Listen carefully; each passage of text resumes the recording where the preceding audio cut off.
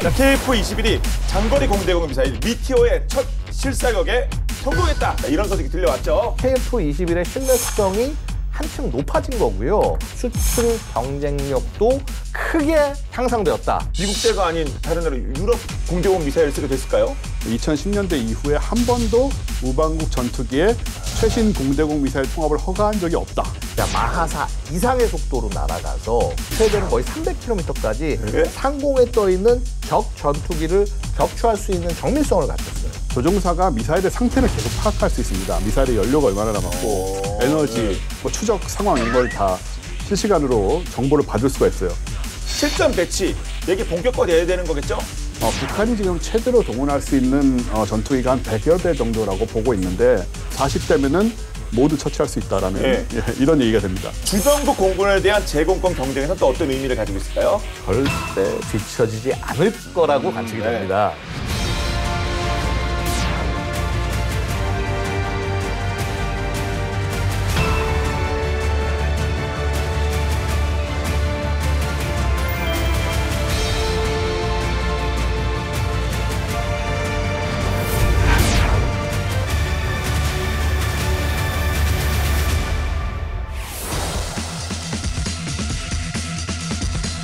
밀리터리 사이언스의 신비한 만남 본게임, 오늘도 본영어로 곧장 진격해보도록 하겠습니다. 안녕하세요. 저희는 본게임 2의 MSG입니다.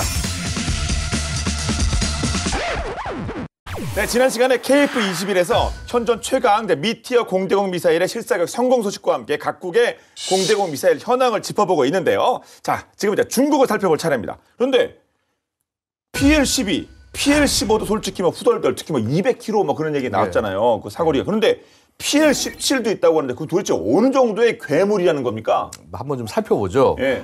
작년 12월 1일 중국군 기관지 해방군보에는 현대 비행 중인 전투기들이라는 제목으로 한 장의 사진이 공개가 됐는데요. 자, 이 사진을 보면 초장거리 공대공 미사일 PL-17이 실전 배치된 것이 확인이 됩니다. 와, 12, 15, 17 다 달고 다니는 겁니까? 예. 보면 이 러시아제 그 KS-172라는 미사일의 설계를 참조해서 만든 고체 연료 엔진 방식의 장거리 공대공 미사일이고요. 무려 속력이 마하4인데, 자, 이게 놀랄 거는 사거리예요. 최대 400km를 날아요. 미티어 최대가 300km라고 지난주에 말씀드렸잖아요. 사실 이제 이게 그 원형이 된 러시아제 KS-172라는 것도 굉장히 재밌는 것이요. 이게 뭐냐면 그 나토명 SA-27 그리즐리라고 들어보셨는지 모르겠네요. 이게 9K-37 부크. 거기서 미사일만 빼서 공대공으로 만든 겁니다. 이 부크 미사일은요, 가장 대표적인 게 돈바스 전쟁 당시에 지나가는 말레이시아 항공기를 격추시켰던 그 미사일로 기억을 하시면 되고요. 장거리 지대공 미사일이죠. 이거를 공대공용으로 바꾼 겁니다. 냉전 말인 이제 1991년도에 구소련이 이 KS-172의 개발을 시작을 해서 그 수호이 27 전투기에서도 시험을 했었어요. 그런데 이제 구소련이 붕괴하면서 잠시 잊혀지면서 개발이 중단이 됐다가 2004년에 인도와 이제 손을 잡으면서 공동 개발 형식으로 부활을 했는데 결국은 어떻게 됐냐? 러시아와 인도에서 모두 채택이 못 되고 사장된 비운의 미사일이죠. 네. 고체 연료 방식의 로켓이기 때문에 일단 연소가 시작되면은 추력을 조절할 수가 없어요. 액체하고 달리.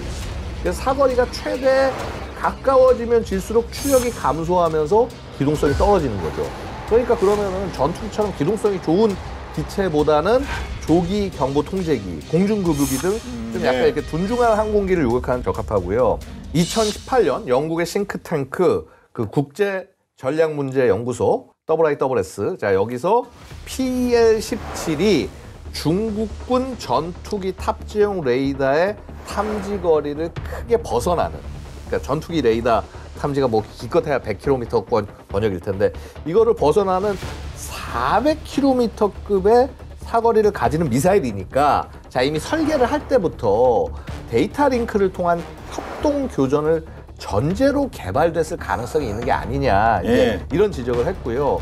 전투기에 탑재는 하지만 그 미사일의 조준, 그다음에 뭐 중간 유도, 이렇게 뭐 교전 전반에 걸친 통제 기능, 이거는 전투기가 아닌 조기 경보기가 하는 것이 아니냐, 이제 이렇게 바라보고 있는 것이죠. 네. 얘는 PL-10부터 PL-17까지 진짜 뭐 하여튼 그 사형제를 다 달고 있는데 이 J-16이라고 하는 요 비행기 그 레이더 능력이 엄청난가 봐요.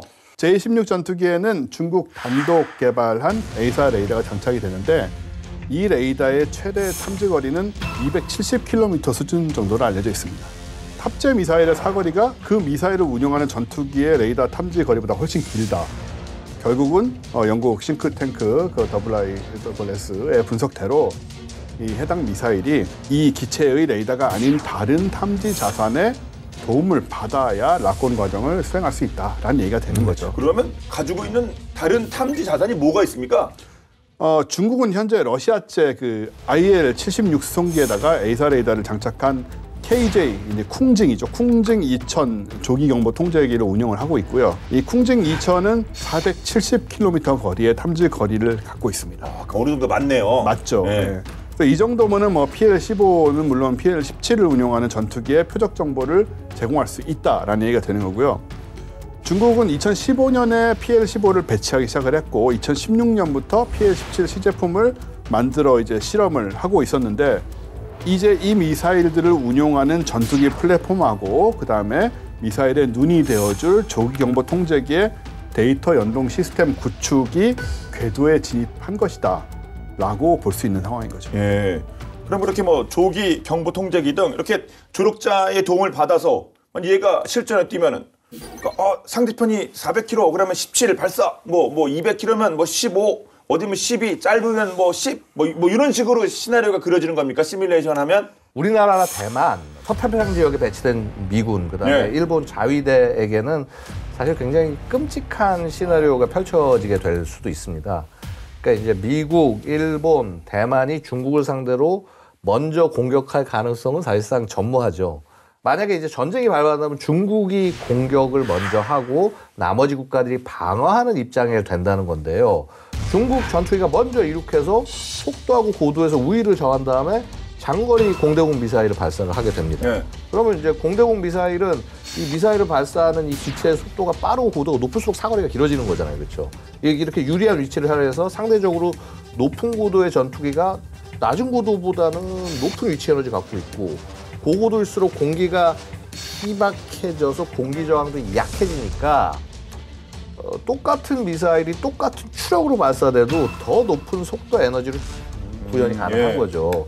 그래서 미 공군, 뭐 해군이나 일본 항공자위대의 경우 중국과 물리적으로 상대적으로 거리가 멀고요. 그다음에 오래전부터 전자전 분야에 투자를 굉장히 많이 해왔기 때문에 PL-15나 PL-17에 1, 2차 공격을 어느 정도는 방어할 여력이 있는데 자, 문제는 우리나라랑 대만이죠.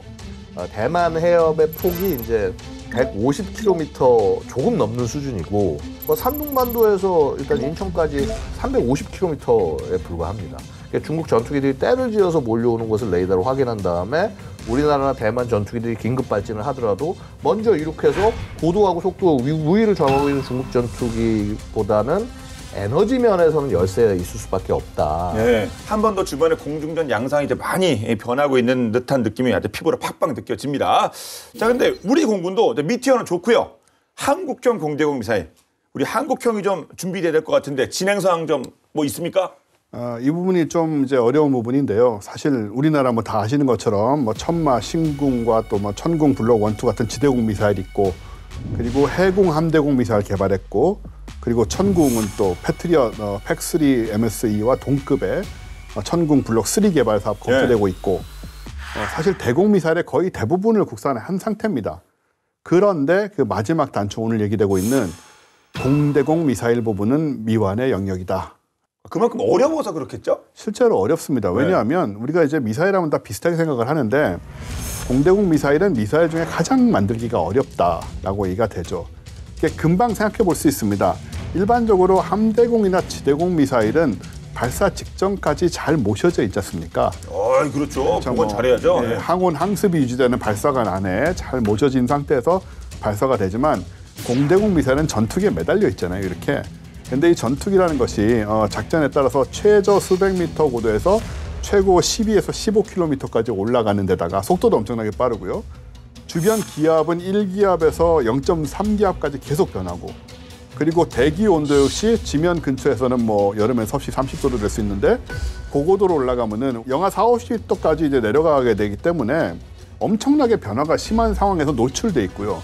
게다가 낮은 온도에서 뭐 비나 눈 같은 악천후를 만나게 되면은 외부에 얼음이 붙을 수도 있고 물이 들어갈 수도 있고 이런 스트레스를 장시간 견디고 제대로 작동해야 된다라는 문제가 있기 때문에 굉장히 힘든 기술입니다. 사실 우리나라의 대공 미사일 기술이 미국, 러시아, 이스라엘, 프랑스, 일본에 이어서 세계 6위 수준 정도는 된다고 평가를 받고 있는 상황입니다. 미완의 영역인데 어떻게 순위가 나오죠? 이유가 뭡니까? 또 뭐 듣기에 기분 좋은 소식이긴 한데요. 그러니까 이제 말씀하신 거는 미사일 기술력 자체가 이제 그렇게 높다는 얘기고요. 네. 결국 중요한 거는 그 수요가 충분하냐의 문제인데요. 구체적으로 말씀드리면은요, 국내에서 이제 KF-21 개발 사업이 결정된과 동시에 2013년 이후부터 국방과학연구소와 LIG 넥스원을 중심으로 한국형 공대공 미사일을 개발하자는 의견을 강력히 제시를 했는데 빈번히 반려를 하겠어요. 이유는 결국은 가성비를 크게 기대할 수 없다라는 거였습니다. 그러니까 예를 들어서 이제 한국공군이 도입한 AIM 120 찰리 암람 가격이 약 5.8억 원, 그러니까 40만에서 50만 달러 정도인 것에 비교를 해서 해군, 함대공 미사일은요 개발비 1,617억 원을 제외한 양산 미만 해도요 한 발당 10억 원 정도로 사실은 이제 이거 개발까지 다 합치면 훨씬 비싸지는 거죠. 양자의 가격 차이가 큰 거는 미국은 자국 공군에서만 이제 각 버전을 생산할 때마다 5,000발 이상을 발주를 하는데 뭐 여기 이제 해외 발주 수량까지 같이 포함해서 사실 뭐 FMS 구매 같은 거 하면 이게 공구하고 같은 거거든요. 우리. 그래서 뭐 버전당 한 1만 발 정도의 공대공 미사일이 생산이 되니까 충분히 거기는 규모의 경제가 나오는데 우리는 그렇지 않은 거고요. 이제 특히 이제 미국제 공대공 미사일은 대량으로 생산되고 그다음에 테스트되고 실제는 사용되고 있으니까 뭐 우수한 신뢰성을 자랑을 한다는 거고요. 근데 이제 가장 중요한 것이 이제 공대공 미사일을 개발을 하는 건 좋은데 그럼 무슨 플랫폼으로 얘를 실험을 하냐? 미사일 달고 이렇게 쏠 수 있는 그 플랫폼이 없잖아요. 자, 그런데 미국 건 안 된다고 했잖아요. 미국제 그러니까. 비행기는. 그러니까 이제는 우리 이제 KF-21이 나왔으니까 왜냐면 이제 FA 50만 해도 솔직히 테스트하기에는 조금 기체가 사이즈나 이런 것도 작고 그래서 좀 한계가 있었는데 KF-21이 만들어졌으니까 이제 마음대로 통합 개조 그야말로 우리가 원하는 대로 다 할 수 있게 됩니다. 네. 그러면 우리 미사일 기술 있고 그러니까 플랫폼이라고 할 수 있는 KF-21 있고 그럼 이제 제대로 한국형 공대공 미사일 개발 사업 이제 스타트해야 되는 거 아닙니까?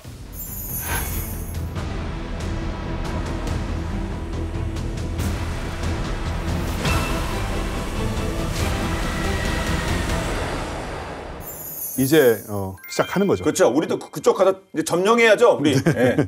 2023년 12월 29일 얼마 안 됐습니다만은 KF-21용 단거리 공대공 미사일을 국내 연구 개발로 확보하는 단거리 공대공 유도탄 2 사업이 먼저 결정이 됐습니다. 아, 그래요? 네.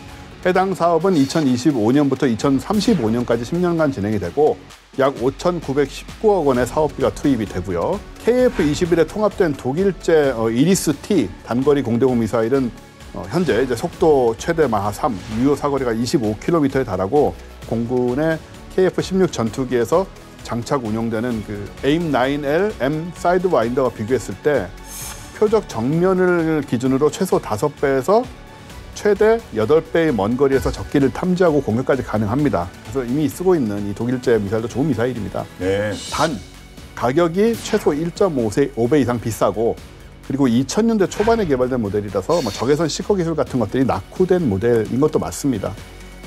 그리고 독일제라는 게 문제가 되죠. 독일제가요? 예. 왜요? 항상 이제 독일제 문제가 뭐냐면은 그 분쟁 지역이나 중동에 대한 수출 이 막힐 가능성이 크죠. 그래서 KF-21 수출을 하려면 결국은 이 이리스-T로는 안 되고 한국형 공대공 미사일의 개발이 반드시 필요하다는 이런 굉장히 중요한 지금 필요성이 있는 거고요. 그리고 KF-21용 장거리 공대공 미사일 역시 지난 4월 26일에 국내 연구 개발로 확보하도록 결정이 됐습니다. 예. 사업 기간은 2025년부터 2038년까지 진행이 되고 여기에는 1조 5,700억 원의 사업비가 투입이 됩니다. 아, 그렇군요. 단거리 그리고 장거리. 이게 5개월 만에 그냥 타닥. 우리도 할 때는 우리가 또 빨리 합니다. 우리 그 군 관계자분들도 예. 화끈하게 하시는데 그런데 개발비가 단거리의 3배네. 혹시 뭐 장거리야 그런가요? 그러니까 이게 총사업비가 네. 1차 양산 분량이 포함된 가격이지만 미사일 개발비 치고는 좀 비싼 편이에요. 아, 그런 건가요, 또? 예. 그러니까 참고로 이제 그 다양한 유도 무기를 개발한 경험을 지닌 이 개발사인 MBDA조차도 미티어를 만드는데 무려 17년이 걸렸을 정도로 개발 과정이 쉽지 않았습니다. 아, 그렇군요. 뭐 한두 번 뭐 시행착오를 뭐 겪는다고 하더라도 너무 이렇게 혼내지 마시고 좀 이렇게 의사결정하시는 분들 아니 뭐 MBDA가 뭐 17년 걸렸다고 하면 우리도 뭐 그럴지 않았으면 좋겠습니다만 충분히 이렇게 좀 돌아갈 수 있는 거니까 좀 긍정적으로 봐주셨으면 좋겠습니다. 단거리부터 차근차근 이렇게 한번 살펴보는 시간 한번 가져보죠. 그러면 자, 한국형 단거리 공대공 미사일 그럼 등장 시점은 언제쯤입니까? 한국형 단거리 공대공 미사일의 경우 사업 개시 후 사업 타당성 조사만 끝나면 5년에서 7년 안에 개발을 완료할 수 있다고 업계에서는 얘기를 하고 있어요. 등장 시점에서 그 최신형인 미국의 AIM-9X 블락2는 물론이고 일본이 자랑하는 AAM-5B 수준을 능가하는 5세대급 AIM-9X 블락3급 수준까지 뽑아낼 수 있지 않을까 예상을 합니다. 이게 이제 왜냐면은 천마, 뭐 신궁, 해궁, 뭐 천궁, 뭐 이거 개발하다 보면은 그 인프라하고 기술이 사실 차고 넘쳐요. AIM-9X에 장착된 128 곱하기 128 픽셀 해상도의 그 중적외선 영상 탐색기 IR-시커가 F4 팬텀이죠, 그렇죠? 우리 얼마 전에 그 작별을 구했던 F4 팬텀을 탐지한 영상입니다. 그 이와 비교를 해서요, 국내에서 개발된 단거리 공대공 미사일용 5세대급 열 영상용 FPA 초전면 배열 센서를 사용하면은 실시간으로 영상을 포착해서 데이터 갱신 속도가 훨씬 더 빠르고요. 후기형인 만큼 해상도는 640 곱하기 480급 요 이상의 해상도를 자랑한다. 사실 이 그림만 보더라도 사실 처음 개발됐을 때는 와 이랬겠습니다만 누가 이걸 보고 팬텀이네? 누가 알아보겠습니까 이거를 진짜. 이렇게 우수한 세계 최고급의 해상도와 탐색 능력을 자랑한다니 뭐 따져보니까 진짜 우리 기술이 몰라서 그렇지 정말 대단한 것 같아요. 예, 사실 우리 공군은 아직은 여전히 그 3세대 공대공 미사일인 AIM-9P, AIM-9LM을 주력으로 사용을 하고 있거든요. 이거는 뭐냐면은 미국이 그 자국군이 운영 중인 최신 주력 공대공 미사일의 해외 수출을 금지하고 있고, 그리고 항상 한 세대 한 7년 정도로 보는데 한 세대 낮은 버전의 미사일만 수출한다는 방침을 미국 국무부가 고수하고 있기 때문입니다. 한마디로 우리는 이제 레벨이 떨어지고 좀 오래된 것만 수입해 쓸 수 있는 그런 상황인 거죠. 문제는 이 3세대 AIM-9L은 탐지 능력은 우수한데 적외선 플레어 대응 기술이 많이 부족합니다. 이게 언제 드러났냐면 1990년 걸프전 때 이라크 전투기가 적외선 플레어를 발사해서 AIM-9L 미사일을 그냥 피해갈 수가 있었어요. 그래요? 그 떨어뜨리면 되는 거였어요? 전투기를 감지 못한 몰라도 전투기가 있다는 걸 알면은 얼마든지 대응이 가능했던 겁니다. 그래서 이런 부분에 대한 해결책을 이제 우리 K방산이 사실은 내야 되지 않습니까? 그래서 그 기술을 이미 사실 확보를 하고 있고요. LIG X1이 국산화한 신궁용 이중 대역 탐색기가 바로 그것인데 중적외선 대역과 근적외선 대역을 이중으로 탐지하는 방법으로 적외선 플레어에 이제 현혹되지 않고 대응할 수 있는 그런 기술을 또 갖게 되었죠. 꼼짝마 기술을 갖게 됐겠군요. 든든합니다. 계속해서 1조 5,700억 원의 사업비가 투입되는 이제 한국형 장거리 공대공 미사일 얘기해봐야 될 텐데요. KF-21에 꼭 필요한 그런 그 무기체계이니만큼 국민적 관심이 뭐 대단할 수밖에 없습니다. 뭐 로드맵 뭐 이런 게 좀 나온 게 있습니까? 한국형 장거리 공대공 미사일의 경우에는 해궁 함대공 미사일이나 천궁 지대공 미사일 같은 기존의 대공 미사일을 공대화하는 것이 첫 번째 방안이고, 혹은 덕티드 로켓 방식의 미사일을 신규 개발하는 이 두 가지 방안이 있는데요. 국방과학연구소에서는 해궁의 크기와 추진 방식으로는 좀 위력이 모자라다. 근데 천궁으로는 가능할 수도 있는데 중거리 공대공 미사일로는 지나치게 좀 크다. 리스크가 높더라도 이미 도입한 미티어를 조금 좀 참조를 해서 덕티드 로켓 방식을 채택하자 이런 얘기가 나오고 있어요. 덕티드 방식의 장점은 저희가 뭐 지난 시간에 뭐 자세히 설명드렸잖아요.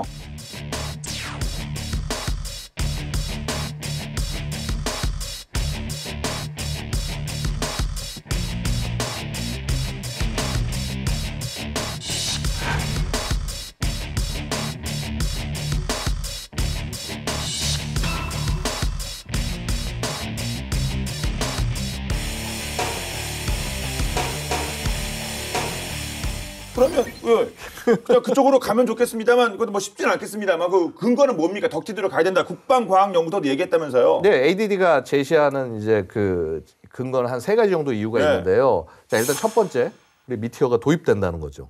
아, 그렇죠. 덕티드가 도입된다는 거 아닙니까? 저희 우리가 예. 이제 운영을 하게 되니까 그 MBDA와 그 카이 사이의 그 미티어 통합 계약에는 KF-21과의 통합 작업 지원, 노하우, 이전 및 각종 시험 장치의 공급이 포함되어 있어요. 그래서 뭐 이거 이미 뭐 상당 부분 기술을 우리가 흡수할 수 있기 때문에 어드밴티지가 생겼다고 볼 수가 있고요. 자, 두 번째로는 우리의 안보 위협이 정말 상당하다. 향후 주변국의 대부분이 이 덕티드 방식의 소위 이제 램제트 방식의 공대공 미사일을 보유할 가능성이 굉장히 높아졌다는 거죠. 그래서 앞서 언급했듯이 일본은 영국과 공동으로 미티어를 개량하는 사업을 이미 진행을 하고 있고요. 빠르면 2025년 이후부터 이 램제트 방식의 공대공 미사일을 배치할 가능성이 있습니다. 중국도 2010년 초반부터 이 램제트 방식의 공대공 미사일을 개발하기 시작했는데 저 향후 언제든 갑작스럽게 등장을 할 가능성 분명히 있다고 볼 수 있죠. 자, 그다음에 이제 마지막으로는 수출 경쟁력을 위해서 필요하다는 겁니다. 그러니까 한국형 무기가 이제 더 이상 뭐 한국뿐만을 위해서 쓰는 게 아니잖아요. 이제 뭐 전 세계 팔리고 그러니까. 그래서 현재가 아닌 10년, 20년 뒤에 전장 환경을 전망을 하고 그거에 맞는 무기 체계를 개발하는 자세가 필요하다. 이렇게 근거를 제시하고 있는 거죠. 네, 현명한 판단을 해주시리라 믿습니다. 자, 공중전에서 속도의 우위를 차지하기 위한 경쟁은 과거 뭐 냉전 시대부터 본격적으로 펼쳐졌는데요. 당시 구소련은 초음속 장거리 폭격기 TU-22와 당대 가장 빠른 초음속 전투기 미그 25를 공개해서 서방을 뭐 깜짝 충격에 빠뜨렸는데요. 그런데 참 이상하게도 해당 기체의 조종사들과 정비사들은 하루가 다르게 시름시름 앓았다고 합니다. 대체 무슨 일인지 본방야사에서 만나보시죠.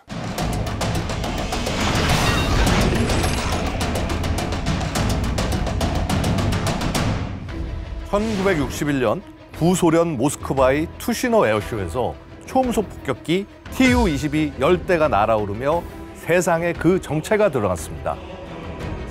당시에는 나토 공군의 전투기 중 초음속 기체는 극소수에 불과하던 시절인 만큼 서방은 엄청난 충격에 빠졌죠. 게다가 이에 멈추지 않고 구소련은 1967년 모스크바의 도모데도보 에어쇼에서 당대 가장 빠른 초음속 전투기 미그 25를 공개했죠. 구소련의 연이은 시대를 초월한 초음속 기체 공개에 세계는 바짝 긴장할 수밖에 없었습니다. 그런데 TU-22와 미그 25의 조종사들에게서 이상 반응이 관찰됩니다. 아침에 출근할 때만 해도 멀쩡했던 조종사들이 비행을 마치고 귀가한 후에는 얼굴이 새빨갛게 달아오르고 두통을 호소하며 심하면 구토와 기억상실 증세까지 보인 것이죠. 엄청난 기체의 성능 때문에 조종사들의 건강에 치명적인 문제라도 발생했던 것일까요?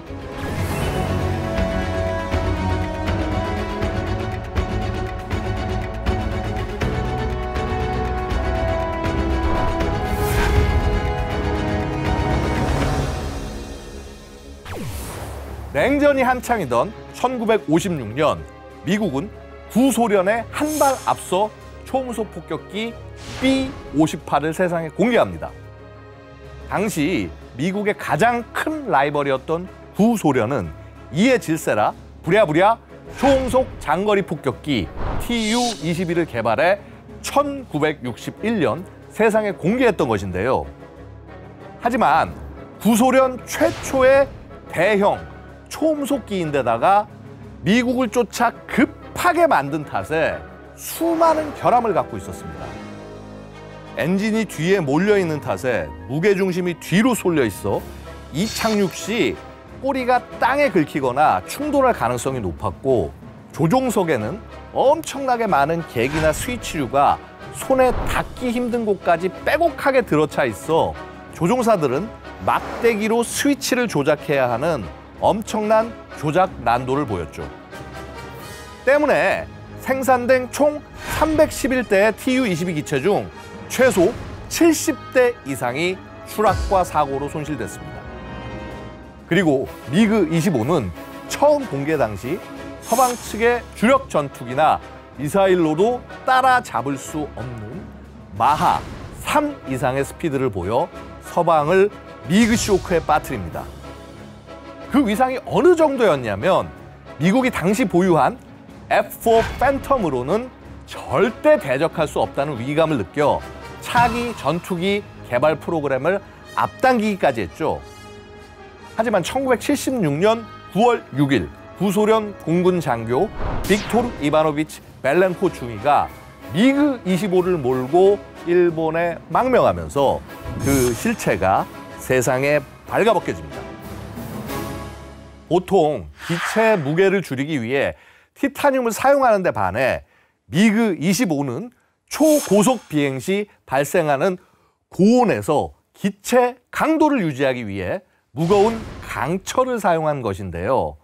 거기에 단순 무식하게도 강철판을 못으로 고정하는 리벳 방식을 사용해 조종사들의 안전을 보장할 수 없는 형태였습니다. 하지만 이런 부족한 성능과 안정성에도 구소련 공군의 TU-22와 미그-25를 향한 애착은 엄청났습니다. TU-22의 조종사들은 기체의 에어컨 냉매를 아끼겠다며 아무리 더워도 에어컨을 최소한으로 틀고 비행했고, 미그-25의 조종사들은 엔진 냉각제를 절약하기 위해 초고속 기체임에도 최소한의 속도로만 임무를 수행했죠. 정비사들도 TU-22와 미그-25가 비행 후 돌아오면 너도 나도 정비하겠다며 솔선수범 나섰습니다.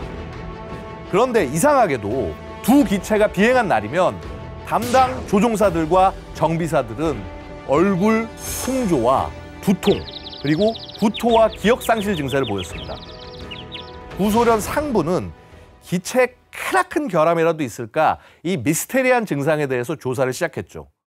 그리고 조사 결과 원인으로 물 60%의 순수 에탄올 40% 농도의 용액을 사용한 TU-22 에어컨 냉매와 미그-25의 엔진 냉각제가 지목됐습니다.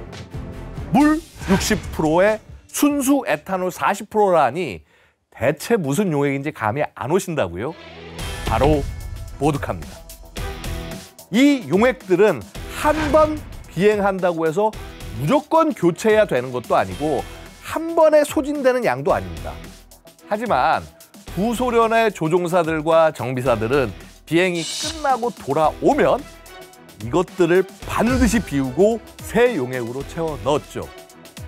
TU-22와 미그-25의 조종사들과 정비사들은 비행에서 돌아와 에어컨과 엔진 속의 보드카를 마음껏 마신 후 남은 것들은 모두 기지 밖으로 빼돌려 마을에 팔아 쏠쏠한 부수입을 올렸던 겁니다. 이 사실을 알게 된 구소련 상부는 이를 막기 위해 냉매와 냉각제를 에탄올 대신 사람이 마실 수 없는 메탄올로 대체하려 시도합니다. 하지만 정비사들은 에어컨을 틀면 내부로 냉매의 알코올 냄새가 유입되기 때문에 메탄올로 대체 시 조종사들의 생명을 장담할 수 없다며 반발하죠. 조종사들이 생명과 직결된 문제로 인해 상부는 대체 계획을 철회할 수밖에 없었는데요. 하지만 이는 공짜 보드카를 잃을 수 없었던 정비사들의 잔꾀였습니다. 상부에서 시차를 나오기 전에 몰래 에어컨 송풍구에 알코올 솜을 끼워두었던 것이죠. 덕분에 두 기체는 구소련 공군의 초음속 술통으로 오래오래 사랑받았습니다. 서방에 충격을 안겨줬던 구소련의 초음속 기체 TU-22와 미그-25는 어처구니없게도 성능이 아닌 보드카를 득템할 수 있는 보물 창고로 구소련군의 사랑을 받았는데요. 힘찬 비상을 준비하고 있는 우리의 KF-21 보라매는 최고의 성능으로 적에게는 두려움과 충격을 선사하고 우리 군과 국민에게는 사랑받기를 기원하겠습니다.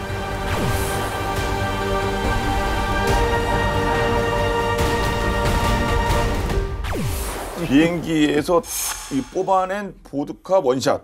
보드카인가요? 하여튼 그 원샷. 네, 보드카 맞습니다. 예. 이거 본인들은 상당히 좋아했을 수도 있겠는데, 뭐 저도 술 좋아하는 사람으로서 근데 가족들이 뭐 싫어했다는데 술값도 안 들고 좋은데 왜 싫어했을까요? 그 말씀이 틀린 건 아니지만 뭐 남편이 맨날 고주망태다가 들어오는데 누가 좋아하겠어요? 출근도 자주 할 거 아니에요? 그러니까요.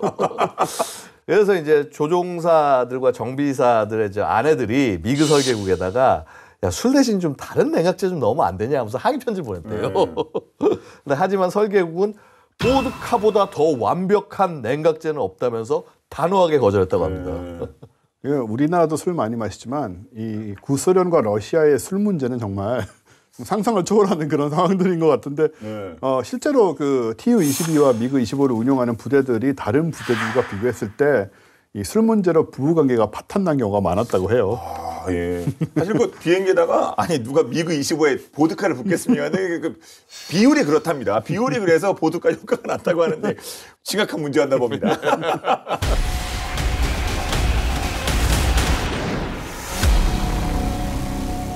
덕티드 램제트 방식의 한국형 공대공 미사일 개발. 사실 분명히 최첨단인 만큼 기술적인 리스크는 많을 수밖에 없겠어요. 그 구소련의 SA-6 지대공 미사일, 그다음에 인도가 SA-6 기술을 받아서 개발한 아카시 지대공 미사일, 그리고 공대공 미사일로는 우리가 계속 얘기했던 MBDA의 미티어가 유일합니다. 러시아와 중국, 인도가 계속해서 이런 그 램제트 방식의 공대공 미사일에 도전을 하고 있는데요. 아직도 결과물이 나오지 않고 있는 거죠. 그러니까 그만큼 기술적 장벽이 높다고 볼 수 있습니다. 그럼 인도 입장에서는 우리 KF-21과 미티어의 통합은 상당히 부럽겠는데요? 네, 그 MBDA사는 경쟁자를 배제하고자 덕티드 램제트 방식 공대공 미사일을 개발할 수 있는 국가, 대표적으로 인도에 대해서 미티어 판매를 제한한 바가 있습니다. 예. 인도의 계획은 독자 개발한 테자스 경전투기에 탑재된 이스라엘 엘타사제 ELM-2052 A사 레이더와 미티어를 통합하는 거였거든요. 근데 당시에 MBDA사가 핵심 유도용 소스 코드 제공을 거부를 하게 되죠. 그 이유는 인도가 이미 독자적으로 덕티드 램제트 추진 체계를 개발을 하고 있다는 것을 파악하고 있었고, 여기에 이스라엘 레이더 기술 및 유도 기술이 통합될 경우에는 향후에 아주 강력한 경쟁자가 될 수 있다. 이렇게 이제 우려를 한 겁니다. 그래서 2016년에 인도는 우회하는 방법을 선택을 하는데, 미티어 개발에 참여한 프랑스를 통해서 라팔 36대와 함께 미티어를 도입을 하는 데 성공을 하죠. 결국 미티어를 산 거예요, 이렇게. 아무튼 그쪽도 하여튼 고집이 근성이. 근데 인도가 미티어 도입에 사실 이런 과정을 통해서라도 성공한 이유는 라팔에서 발사되는 미티어가 프랑스제 레이더의 통제를 받기 때문에 핵심적인 유도 관련 정보와 핵심 코드를 넘길 필요성이 없었던 거예요, 인도한테. 그러니까 인도는 이걸 다 사갔지만 이 코드를 모르는 겁니다. 뭐랄까, 닥쳤던 게 돈은 많이 썼지만 원하던 걸 샀는가? 물건은 샀는데 원하던 걸 얻지는 못한 좀 그런 상황이 됐고, 인도는 이 미티어의 그 독자적인 도입에는 실패를 하고 2013년에 러시아와 공동으로 SFDR 고체 연료 덕티드 램제트 추진 체계를 개발하는 협력 계약을 체결을 했고요. 2019년에 지상 발사 시험에 성공을 했습니다. 다만 지상에서 공중으로 발사하는 경우이니까 이것과 복잡한 전투 기동을 수행 중인 전투기에서 발사 및 유도 제어하는 것 사이에는 기술적 장벽이 상당히 있는 거니까 인도산 덕티드 램제트 공대공 미사일이 실제로 등장하기까지는 상당히 시간이 걸릴 거로 보여지죠. MBDA가 경쟁사를 배제하고자 덕티드 램제트 방식 공대공 미사일을 개발할 수 있는 국가는 국가에는 미퇴 판매를 제한한다고 했는데 우리는 판매하잖아요. 근데 우리 그 덕티도 지금 할까 고민 중이랬다지 않습니까? 이거 우리 방송 나가면 안 되는 거 아니에요? 이 얘기를 MBDA가 듣고서 야 쟤네는 안 할 줄 알았는데 야 쟤네 준비 이런 얘기 나오는 건 아니겠죠? 이미 계약했잖아요. 이미 샀잖아요. 예. 아, 니네 계약 그런 거 만들 생각 없지? 뭐 이런 건 계약서에 안 들어있겠죠? 예, 그러니까요. 예. 아니 이미 뭐 산 거 뭐 취소할 거예요. 그럼 아니 취소하라고 그러세요. 새로 만들면 되지 우리 뭐. 예. 아니 근데 기술이 있습니까? 우리 또 준비된 기술이 있나요? 덕트 관련해서? 사실은 꽤 준비를 많이 해왔어요. 그래요? 예, 그래서 이것도 꽤 준비 많이 했어요? 아, 계약 확실히 한 거죠, 우리? 보이지 않게, 보이지 않게. 근데 이제 뭐 국내에서는 2004년부터 2007년까지 4년간 국방과학연구소를 중심으로 러시아제 야혼트 대함 미사일을 개발한 그 MPO 메시사와 기술 협력하에 5천억 원 이상의 연구비를 투입해서 최고 1순위로 램제트 엔진에 대한 대규모 연구를 시작을 한 바 있습니다. 진행된 연구는 램제트 흡입구의 작동 특성, 흡입 공기와 액체 연료를 어떻게 혼합하고 연소시키는지, 연소관 내열과 관련된 기술 등 이런 거에 관한 정말 총체적인 연구를 포함하는 것이고요. 이 과정에서 상당한 그 관련 기술력을 축적했다라고 알려집니다. 이후에도 연구를 지속해서 2010년부터 2012년 사이에는 극초음속 핵심 기술 응용 연구를 했고 2021년부터 2017년 사이에는 초고속 공기흡입 엔진 특화 연구실이라는 것을 설치를 해서 관련 연구를 성공적으로 진행했다고 알려집니다. 자, 게다가 이제 보시면 사진을 보시면은요. 자, 이게 국방과학연구소가 2021년 12월에 국방과학기술대제전에서 공개한 극초음속 비행체 하이코어입니다. 예, 멋있죠. 형상이 그 보잉의 X-21이라든가 러시아의 그 3M22 질콘하고 매우 유사한 그런 형상인데요.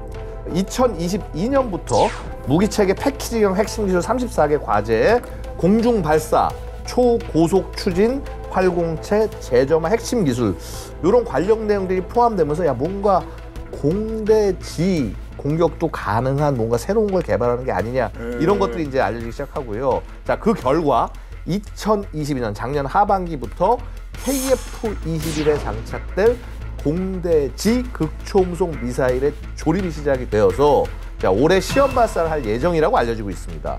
자, 이렇게 하드웨어는 잘 준비가 됐어요. 자, 준비가 됐는데 더 어려운 게 남았습니다. 뭐냐면 그 아까도 계속 설명했지만 이 미사일 전투기용 미사일 개발의 최대 난제 중에 하나가 어떻게 기체 내에 있는 소프트웨어와 통합을 하느냐. 예. 이게 왜냐하면 조종사가 전장 상황을 파악을 하고 그다음에 뭐 무장, 조종, 막 감시, 화력 통제 등 이 복잡한 변수를 신속하게 판단을 하려면 고성능 컴퓨터가 이걸 막 어느 정도 막 알아서 좀 처리해주는 이런 그 고도의 노하우가 필요한데 자, 우리나라는 전반적으로 전자기술 앞서고 있고요.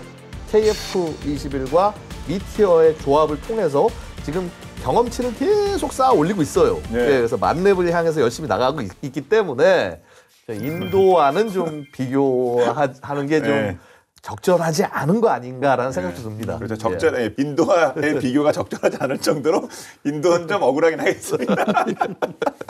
이제 첫 발을 내딘 국산 단거리, 장거리 공대공 미사일 필두로 한 방위사업청의 국산 항공 유도무기 발전 플랜 전체적으로 쭉 좀 정리 부탁드리겠습니다.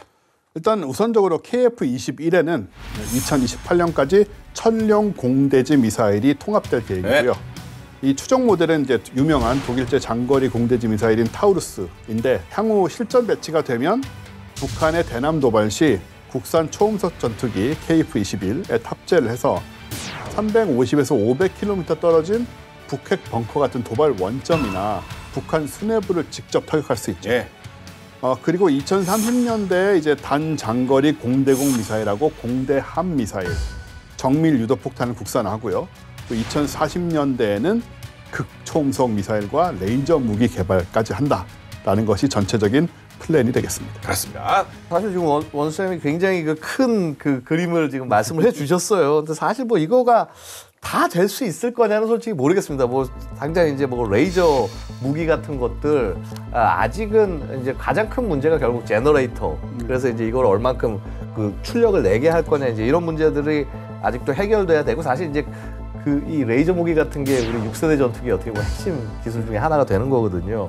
그러니까 결국 뭐냐면 이제 이게 기체와 그 무장들과 같이 발전을 해 나가야 되는데 우리 이 발전 과정에서 이 KF-21이 차지하는 역할이 얼마나 중요한지 우리가 이 시간을 통해 정말 이해할 수 있어요. 왜냐하면 일단 기체가 있어서 장착을 해야지 뭐를 실험하든 말든 할 텐데 마찬가지로 그 아까 우리 뭐 하이코어 같은 그런 이제 극초음속 비행체도 말씀드렸지만요.